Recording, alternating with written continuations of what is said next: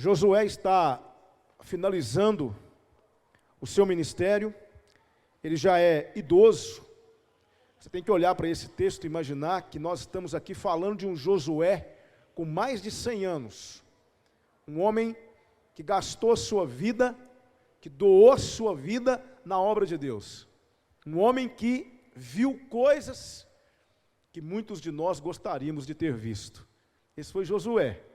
Um homem que recebeu uma missão difícil, suceder Moisés. Não é para qualquer um, não. Mas Josué cumpriu com muita maestria o seu ministério, pegou aquele povo gigantesco, e introduziu esse povo na terra prometida. Esteve presente em todas as batalhas, ajudou cada uma das tribos a possuírem a sua herança. Um homem fantástico. E ele, nos seus momentos finais de ministério, ele vai proferir pelo menos 3 discursos, ele vai ter 3 momentos para encerrar, não só o seu ministério, mas também para encerrar o livro. E este aqui, do capítulo 22, esses momentos finais, é o primeiro desses 3 momentos que eu acabei de citar para você. E o que é que nós estamos vendo aqui em Josué, capítulo 22, de 1 a 9? Ele chama as 2 tribos e meia, a tribo de Ruben, a tribo de Gade e a meia tribo de Manassés, e ele vai agora liberar essas tribos para que elas voltem e possuam a sua herança. Se vocês depois lerem o livro de Números, no capítulo 32, versículos 4 a 25, você vai ver que os representantes dessas 2 tribos e meia, a tribo de Ruben, de Gade e a meia tribo de Manassés, eles chegam diante de Moisés e eles fazem um pedido para Moisés. Eles tinham muito gado, era uma tribo que tinha muito gado, e eles verificaram que as terras que estavam antes do Jordão, aquém do Jordão, a leste do Jordão, era uma terra propícia para a criação de gado, uma terra que tinha muito pasto para a criação do gado daquelas tribos. Eles então chegam diante de Moisés e eles fazem um pedido para Moisés. Vocês se lembram? Eles vão pedir para Moisés o seguinte: Moisés, nós não queremos atravessar o Jordão, nós queremos ficar aqui, antes do Jordão, porque essa terra que nós temos visto, essa terra que está a leste, que está do lado de cá, eles ainda não haviam atravessado o Jordão, não é? Nós estamos ainda falando do tempo em que Moisés estava também terminando seu ministério. Eles pedem a Moisés o seguinte: Moisés, permita que a nossa possessão, que a nossa herança, seja essas terras que estão aquém do Jordão. Nós queremos ficar aqui, não queremos atravessar o Jordão e entrar em Canaã. Moisés então olha para aquelas pessoas que estavam representando as tribos, e eles dizem: de maneira nenhuma, isso que vocês estão pedindo não é justo. Quer dizer que os irmãos de vocês vão atravessar o Jordão, vão entrar em Canaã, vão ter que guerrear contra muitas nações para possuírem a herança deles, e vocês vão ficar aqui, já usufruindo da possessão de vocês? Isso não é justo, vocês estão pecando contra o Senhor. Mas aqueles representantes disseram o seguinte: não, Moisés, o trato é o seguinte, nós vamos deixar aqui as nossas mulheres, as nossas crianças, vamos deixar alguns para protegerem as nossas famílias, e nós vamos atravessar o Jordão junto com os nossos irmãos, e nós vamos ajudá-los, cada um, a possuir a sua herança, a possuir o seu espaço de terra, e somente depois de termos auxiliado nossos irmãos na conquista de suas terras, é que nós vamos voltar e tomar posse da nossa herança. Moisés disse assim: bom, se vocês fizerem isso, se vocês cumprirem com isso, se vocês agirem dessa forma, vocês podem ficar com as terras a leste do Jordão. Não há dificuldade, mas se vocês não cumprirem com a palavra de vocês, vocês estarão pecando contra o Senhor. E foi isso que aconteceu. Moisés morreu, Josué assume a liderança do povo, mas aquelas 2,5 tribos, aqueles homens, aqueles soldados, cumpriram à risca com aquilo que haviam acordado, não só com Moisés, mas reforçaram esse acordo com Josué. Porque eles disseram para Josué: Josué, a nossa herança vai ficar do lado de lá do Jordão, mas nós vamos adentrar Canaã e vamos auxiliar os nossos irmãos, cada um deles, a possuírem as suas heranças. E eles cumpriram esse acordo à risca. Foram homens de palavra. Foram e ajudaram cada uma das tribos a expulsarem aqueles povos que moravam nas terras, os cananeus, os heteus, os heveus, os jebuseus, os perizeus. Eles os auxiliaram.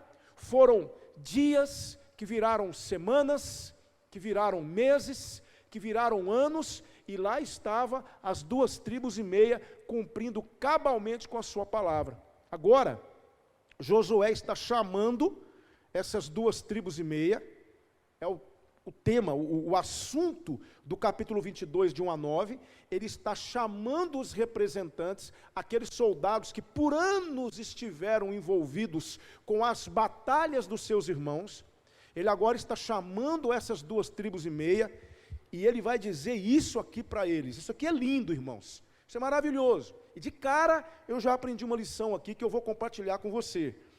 Josué vai dizer assim, versículo 2: tudo quanto Moisés, o servo do Senhor, vos ordenou, guardastes, e a minha voz obedecestes, em tudo quanto vos ordenei.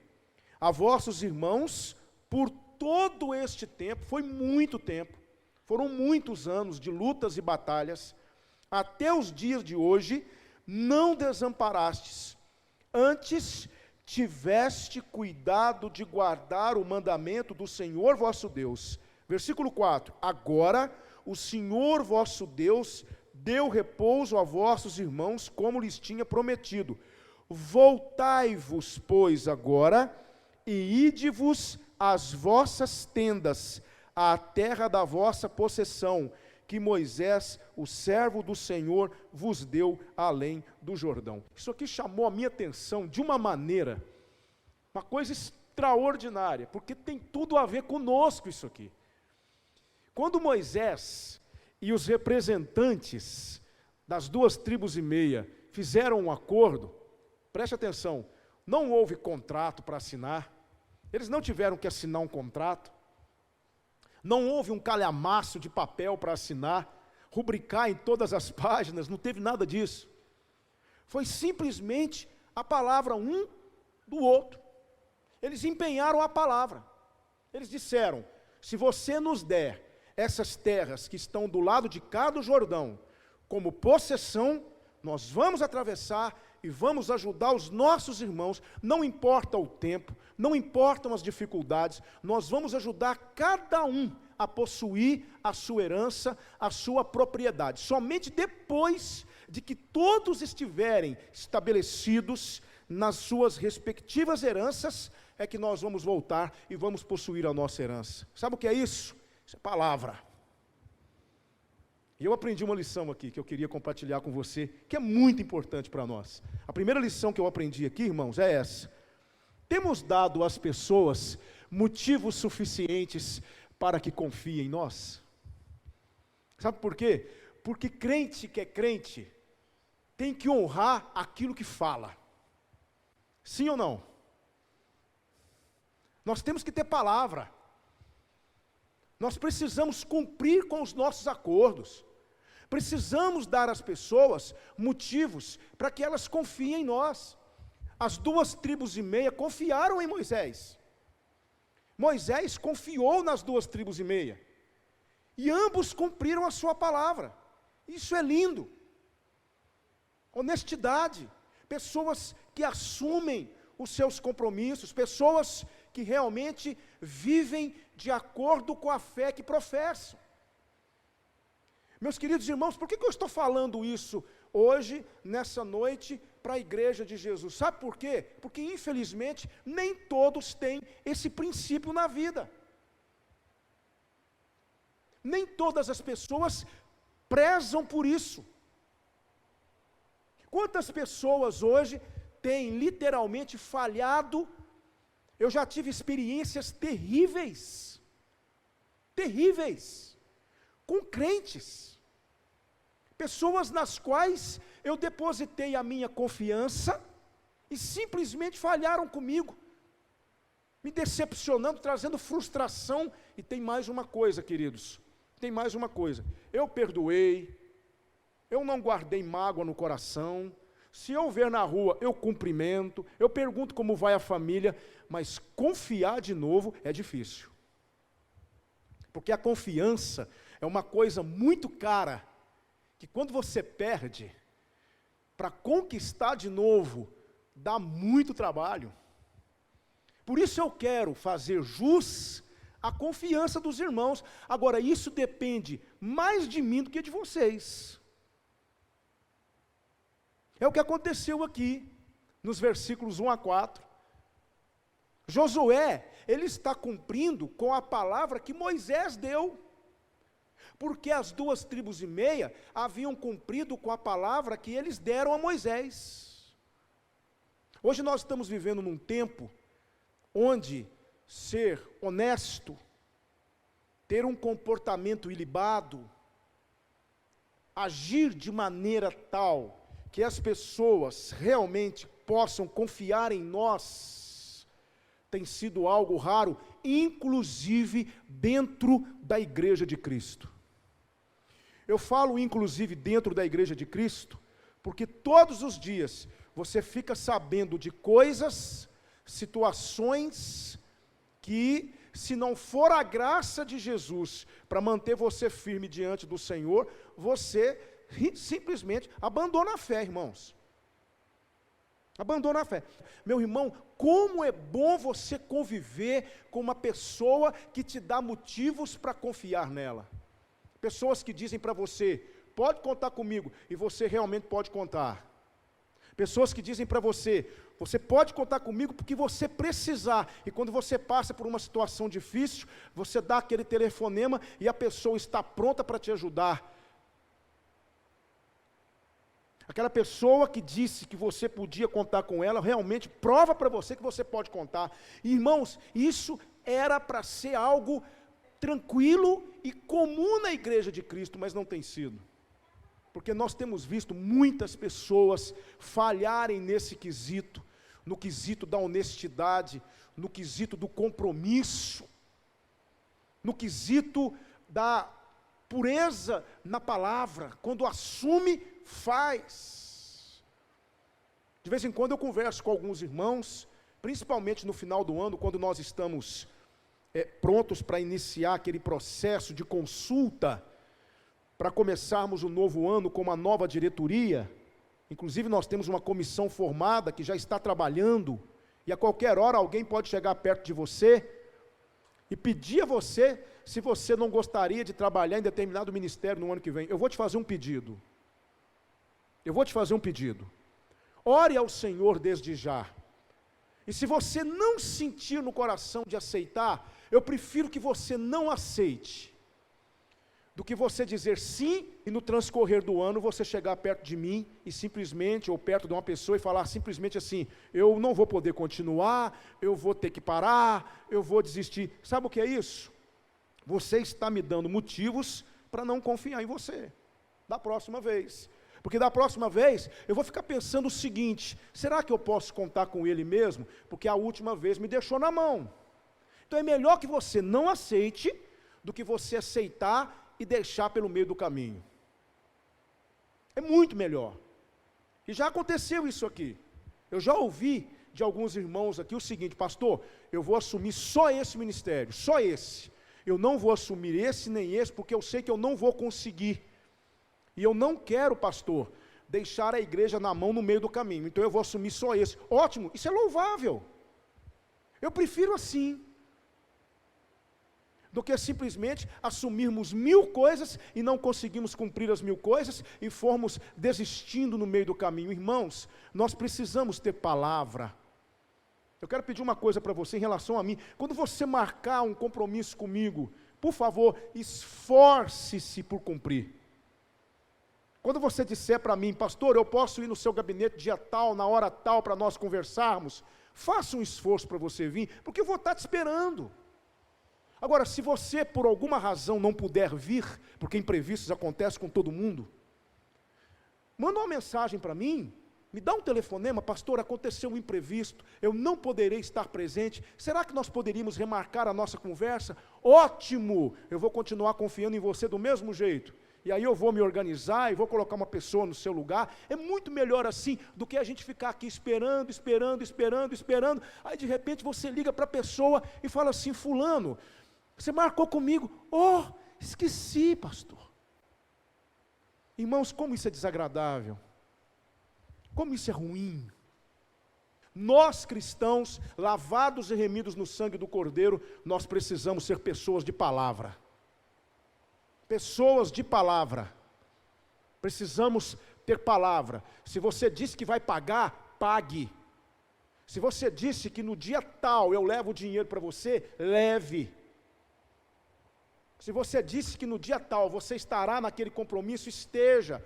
Tudo bem, os imprevistos surgem, avise, remarque, mas não deixe a pessoa ficar contando com a sua presença ou com o seu dinheiro e você simplesmente toma uma atitude de indiferença e dá o calote no seu irmão ou dá o calote em quem quer que seja. E se for alguém que não for crente, é pior ainda. Então eu vejo aqui nesse primeiro momento que as 2 tribos e meia deram motivos para que Moisés confiasse nelas, e elas cumpriram a sua parte no trato. Moisés deu às 2 tribos e meia motivo para que elas confiassem nele, e ele cumpriu a parte no trato, e é assim que tem que ser a nossa vida. Tem uma frase, eu vi essa frase hoje, eu disse, não posso deixar de mostrar essa frase para a igreja. Olha só essa frase, irmãos. A vantagem da honestidade é que a concorrência é pequena. A vantagem da honestidade é que a concorrência é pequena. Infelizmente, Rui Barbosa disse, não é o grande poeta Rui Barbosa, ele disse que chegaria o dia em que os homens teriam vergonha de serem chamados honestos. Agora, na igreja de Cristo, não, irmãos. A igreja de Cristo precisa ser aquele lugar de honestidade, de palavras empenhadas. Irmãos, a coisa está tão difícil, mas está tão difícil, tão complicado, que hoje você vai financiar um carro numa concessionária, e aí você chega lá e você quer um determinado carro, você tem que preencher um sem número de papéis, sim ou não? Tem que assinar aqui, tem que assinar ali, tem que assinar mais o quê? E eles vão fazer uma pesquisa, e vão consultar isso, e vão consultar aquilo, e você não sai da concessionária na hora com o carro, tem todo um processo, às vezes demora dias para você pegar o seu carro. Sabe o que é isso? Sabe o que é isso? É uma maneira delicada e educada de dizer para você, eu não confio em você. Não é verdade? Eles estão dizendo para você, através de um monte de papel, eu não confio em você. E eles estão errados?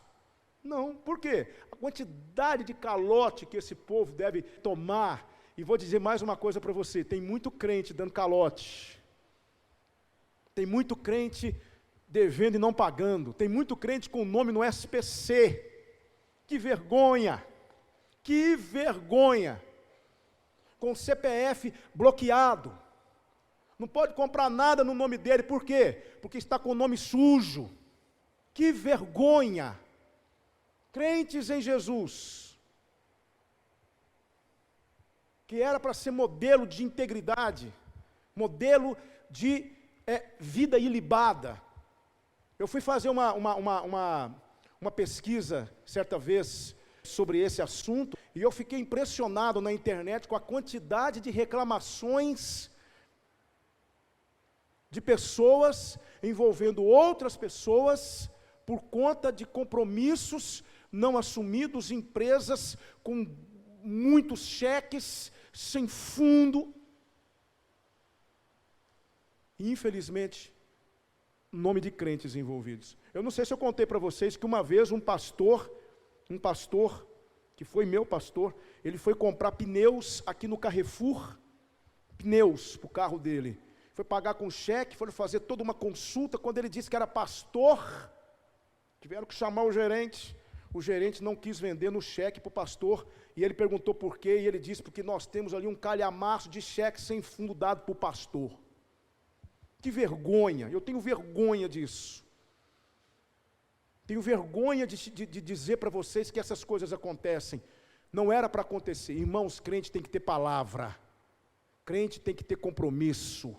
Crente tem que dizer sim, sim, não, não. Jesus disse isso, não disse? O que passa disso vem do maligno. Olha só que exemplo para nós. As 2,5 tribos disseram, vamos atravessar, vamos ajudar nossos irmãos, e depois que eles conseguirem, todos eles possuírem a sua herança, somente depois é que nós vamos voltar para nós. Olha o cumprimento aqui, crente de palavra. Que nós possamos realmente termos palavra, sermos honestos, assumirmos os nossos compromissos, cumprir com os nossos compromissos. Está devendo? Pague. Pague. É uma pessoa que está aí o tempo inteiro esperando que você pague. Por quanto tempo? Vai lá e pague com juros, e fale, me perdoe, aconteceu algumas dificuldades, está aqui o seu dinheiro. Irmãos, como Deus é glorificado através da nossa honestidade, porque isso hoje está raro. Não era para ser raro na igreja não, mas até na igreja. Então essa é a primeira lição que eu aprendi aqui, a primeira lição.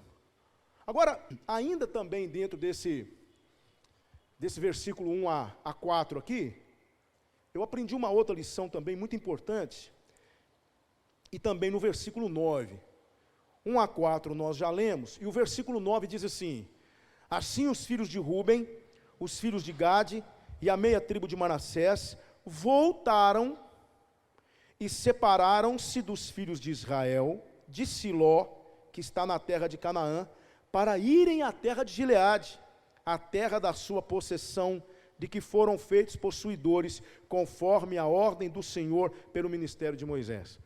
Eu aprendi aqui uma segunda lição, muito importante, porque do momento em que as 2,5 tribos conversam com Moisés, até o momento em que Josué chama as 2,5 tribos e as libera para que elas possam possuir a sua herança, passou-se muito tempo. Muito tempo. Mas se os irmãos me permitem, eu tenho algumas coisas no meu coração, de vez em quando eu fico conjecturando, e desde que eu não fale heresia, eu posso conjecturar à vontade. Eu não posso falar heresia. Então eu fico conjecturando que o tempo inteiro, em cada batalha, cada dia, cada noite, eu fico imaginando que as 2,5 tribos não pensavam em outra coisa, a não ser nas suas heranças. Eu fico imaginando que eles passaram por aqueles momentos e eles ficavam pensando assim, vai chegar o dia, o nosso dia vai chegar, a nossa hora vai chegar, em que nós poderemos voltar para as nossas famílias, em que nós poderemos voltar para as nossas terras e possuir a nossa herança. Está chegando, vai chegar esse momento. Vamos lá, irmãos, vamos continuar lutando, a nossa hora vai chegar. Eu fico pensando nisso. Eles tinham um sonho.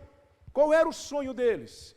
Voltarem para a sua terra, começarem a viver naquela terra fértil, naquela terra cheia de pasto, criarem o seu gado, cuidarem das suas famílias naquela terra maravilhosa. Esse era o sonho deles, mas demorou para ser cumprido. E eu aprendi uma lição muito interessante aqui, que eu quero compartilhar com vocês. Olha só, o sonhar é nosso, mas o tempo é de Deus. Vocês concordam comigo? Nós podemos sonhar? Claro que podemos. Vocês têm tido sonhos? Porque nós sonhamos, Deus não sonha, mas nós sonhamos. Sonhar é nosso. Eu me lembro, se os irmãos me permitem, em 2005, final de 2005, início de 2006, eu trabalhava na rede de supermercados ABC, trabalhei lá 15 anos. Eu entrei no ABC no dia 6 de maio de 1992 e saí do ABC no dia 7 de janeiro de 2007. Quase 15 anos trabalhando naquela empresa. Uma empresa excepcional, uma empresa extraordinária. Mas no final de 2005, para início de 2006, Deus começou a colocar no meu coração o chamado para o ministério. Irmão, só nós que somos chamados sabemos o que é isso. Uma inquietação, uma coisa no coração que não tem jeito, você não consegue explicar. Todo aquele prazer e aquela alegria que eu sentia na minha empresa, eu perdi a motivação, eu perdi o brilho, eu perdi a vontade de trabalhar na empresa. Mas eu precisava trabalhar. É claro que eu não ia sair assim, sem nenhuma razão. E eu me lembro que no início de 2006, eu estava entrando para trabalhar, já naquele auge da insatisfação. Eu me lembro que eu entrando para trabalhar, eu olhei para o céu e fiz uma oração. Nunca fui tão sincero na minha oração até aquele momento como aquele dia. Foi uma oração bem lá do fundo da alma. Eu falei assim: Senhor, eu não aguento mais, eu quero te servir, eu quero ser seu servo, eu quero que o Senhor seja o meu patrão. Não falei mais nada, continuei a vida. No final de 2006, outubro de 2006, eu fui convidado para pregar numa congregação lá em Divinópolis, uma congregação, na época, chamada Congregação Batista do bairro Tietê. E eu fui pregar naquela congregação. Assim, me chamaram para pregar e eu fui. Sabe quem me indicou? Sabe quem falou assim: chama o Alex para pregar? Pastor Anderson, que era o líder da congregação na época. Como o pastor Anderson tinha um compromisso, ia ser o aniversário da igreja, eles me chamaram para ser o preletor. Eu me senti honrado, porque geralmente chamam pastores para pregar, mas chamaram alguém que nem seminarista era. Me chamaram para pregar. Eu me lembro que eu preguei sobre o cego Bartimeu. E o pessoal gostou da palavra e me perguntou se eu não queria trabalhar com eles, como líder deles, como evangelista. Orei, conversei com minha esposa, nós entendemos que podia começar um trabalho diferente, e eu comecei a trabalhar com aquela congregação. No dia 1º de abril, não é mentira, é verdade, no dia 1º de abril de 2007, eu comecei a trabalhar de tempo integral naquela congregação.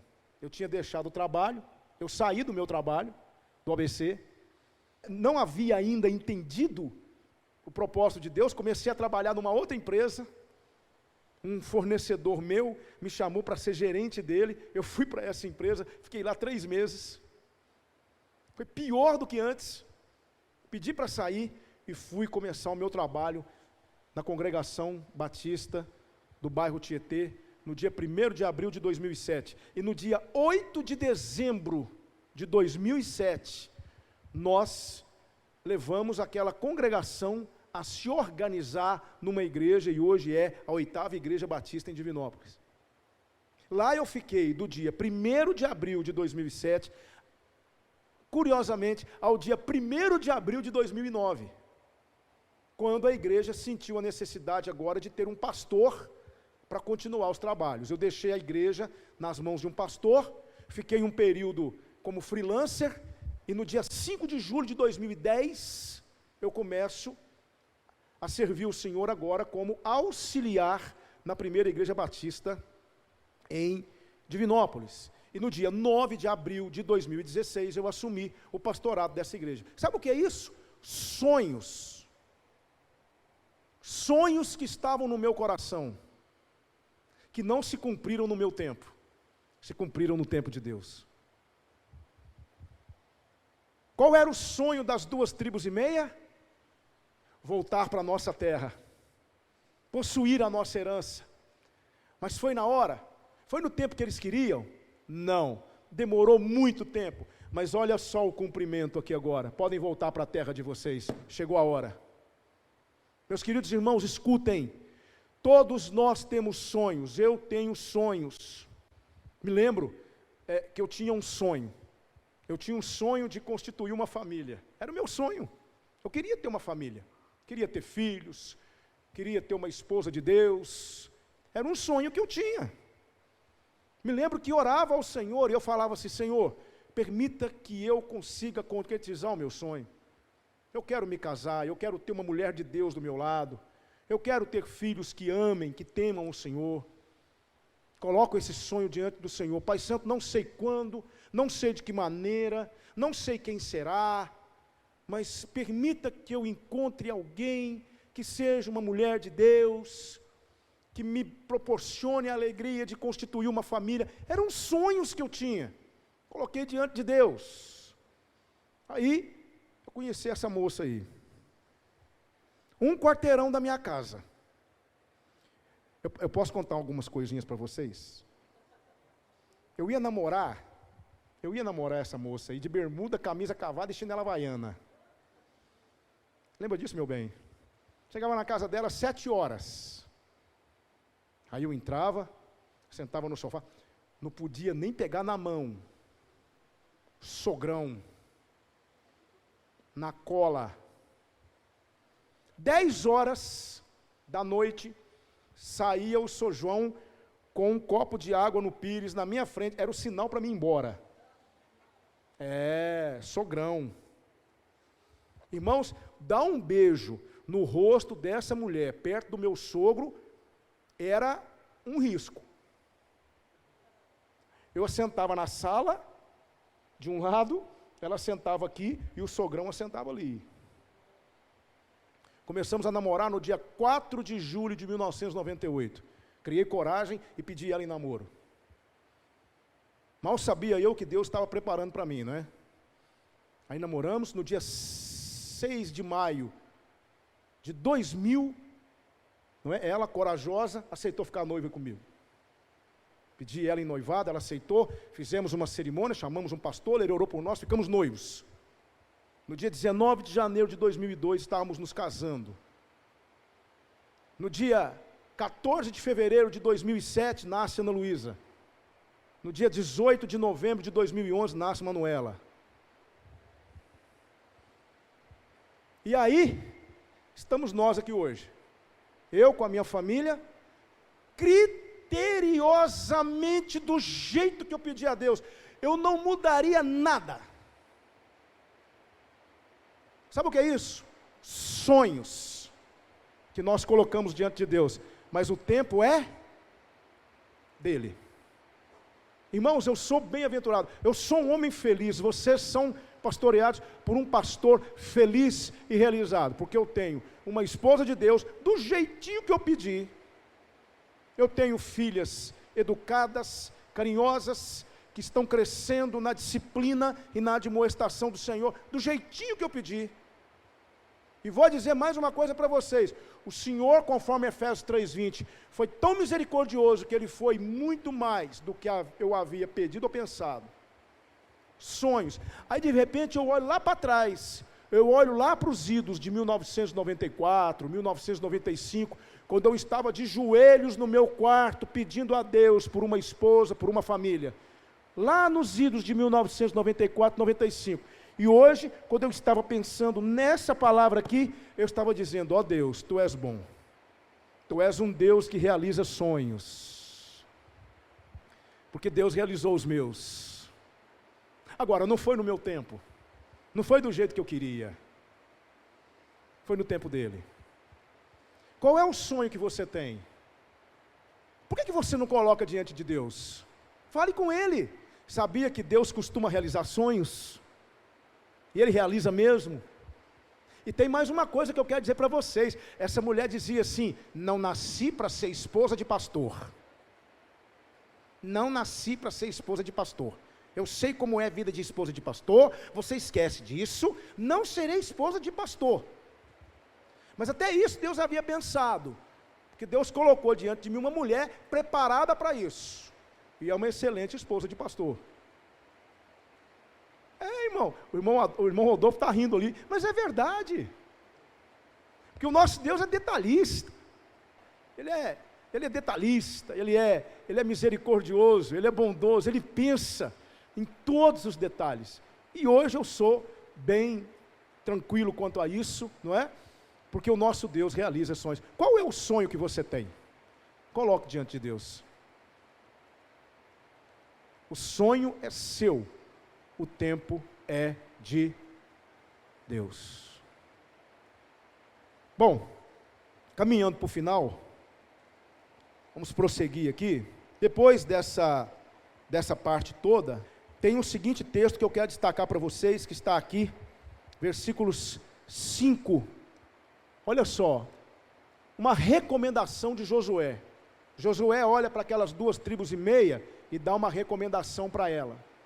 E diz o seguinte: tão somente tende cuidado de guardar com diligência o mandamento e a lei que Moisés, o servo do Senhor, vos mandou, que ameis ao Senhor vosso Deus, e andeis em todos os seus caminhos, e guardeis os seus mandamentos, e vos achegueis a Ele, e o sirvais com todo o vosso coração, e com toda a vossa alma. O que Josué está dizendo para aquelas 2,5 tribos? Ele está dizendo o seguinte: escutem, vem cá, chegou a hora de realizar o sonho de vocês, chegou a hora de vocês possuírem a herança de vocês, vocês vão ficar além do Jordão, vocês vão ficar longe de nós, mas eu quero pedir uma coisa para vocês: não se esqueçam do Senhor.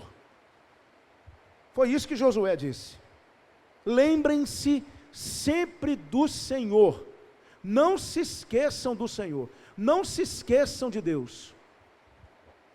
Aí eu aprendi uma última lição aqui que eu quero compartilhar com você e termino a minha palavra. Lembremo-nos de quem somos e a quem pertencemos. Sabe por quê, irmãos?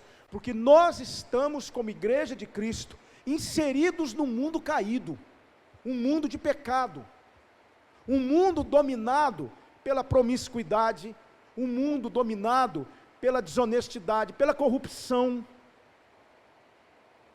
E embora nós estejamos no mundo, Jesus Cristo disse que nós não somos do mundo. Nós estamos no mundo, mas nós não somos do mundo. Agora, quando Jesus Cristo disse que nós somos a luz do mundo, o que ele quer dizer com isso? Que nós devemos estar no mundo para brilhar, para mostrar ao mundo como se vive diante de Deus. E existe um jeito de viver a vida que só o Senhor Deus pode nos ensinar. Não há, da parte de Deus, nenhuma proibição para que nós não tenhamos uma vida social. Claro que não. Se vocês me perguntarem se crente pode participar de certas coisas, é óbvio que nós podemos participar de muitas coisas. A questão não é se podemos participar ou não, a questão é se nós estamos sendo luz ou não.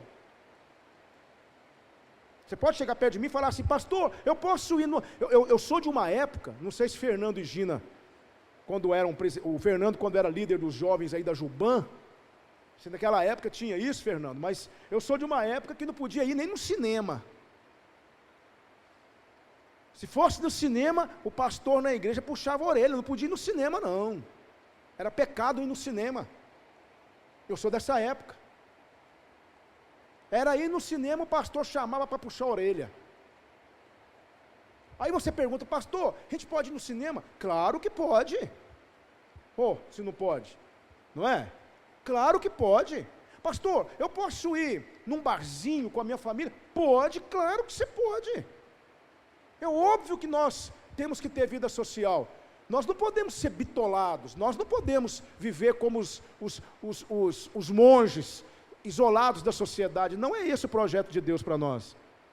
Pastor, eu posso ir num clube, nadar, passar uma tarde no clube? Claro que pode. Agora, escute o que eu vou te dizer: leve Deus com você. Só isso. Você vai aonde? Eu vou num clube. Ótimo, vá mesmo, refresque-se, mas leve Deus com você. Não se esqueça de quem você é, e a quem você pertence. Existe um jeito bíblico de estar num clube. Existe um jeito bíblico de estar num barzinho com os amigos. Existe um jeito bíblico de você estar num ambiente festivo. Às vezes você vai numa festa de aniversário, é claro que eu posso ir, mas existe um jeito bíblico de estar lá. O grande problema é quando nós não levamos Deus conosco. Deixamos Deus guardado em casa e dizemos assim: Senhor, fique aí, porque aonde eu vou tu não podes ir. O que eu vou fazer hoje tu não podes ver. Mas não adianta, porque a palavra de Deus diz lá em Provérbios 15:3: os olhos do Senhor estão em todos os lugares, contemplando os bons e os maus. Lá em Gênesis 28, versículo 16, Jacó estava indo para a terra de Labão. Ele dormiu, teve um sonho de uma escada que vinha do céu à terra, anjos subindo e descendo. E aí Jacó diz, lá no versículo 16 do capítulo 28, Deus está nesse lugar e eu não sabia. É muito importante, irmãos, que onde quer que nós estejamos, independente do que nós estejamos fazendo, onde quer que nós estejamos, vamos nos lembrar de quem nós somos e da responsabilidade que paira sobre nós de sermos representantes de Cristo nessa terra. Nós precisamos fazer isso. Precisamos mostrar para esse mundo que nós não somos pessoas bitoladas, alienadas do mundo, mas que existe um jeito bíblico de viver cada coisa nesse mundo. É muito importante que nós entendamos isso. O que aconteceu com essas 2,5 tribos? Elas foram para além do Jordão, se misturaram com aquelas nações pagãs, e 700 anos depois, mais especificamente no ano 722, o reino do norte foi totalmente destruído. E quais eram as tribos que estavam presentes no reino do norte?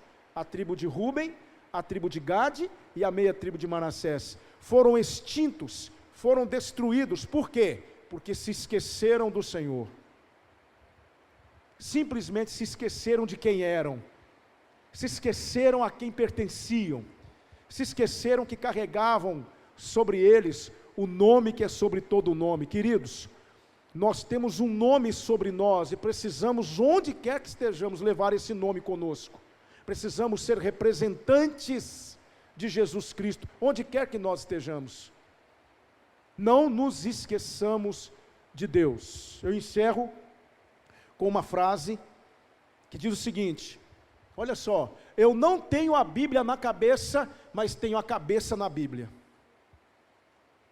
Onde quer que eu esteja, eu estou com o Senhor, pensando no Senhor, meditando na sua palavra, e isso precisa ser um instrumento do Espírito Santo para moldar o meu comportamento. Por isso, querido, Paulo vai dizer uma coisa muito interessante: todas as coisas me são lícitas, mas nem todas as coisas convém. Por quê? Porque eu pertenço a Jesus Cristo. É por isso que Paulo diz isso. O mesmo Paulo vai dizer lá em 1 Coríntios 10:31, portanto, quer comais, quer bebais, ou façais qualquer outra coisa, fazei tudo para glória de Deus. Para que nós existimos? Para que nós estamos aqui? Para a glória de Deus.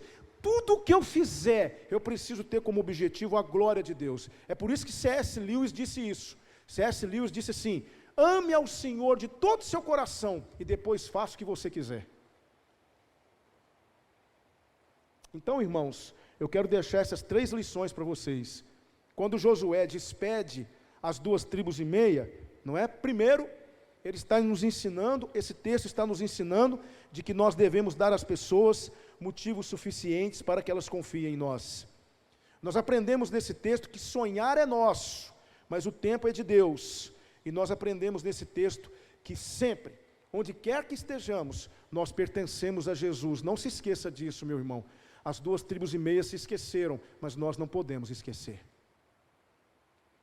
Que o Senhor nos abençoe nessa noite. Que nós possamos ir para os nossos lares, reflexivos, meditando na palavra que o Senhor nos deu. Amém? Vamos orar?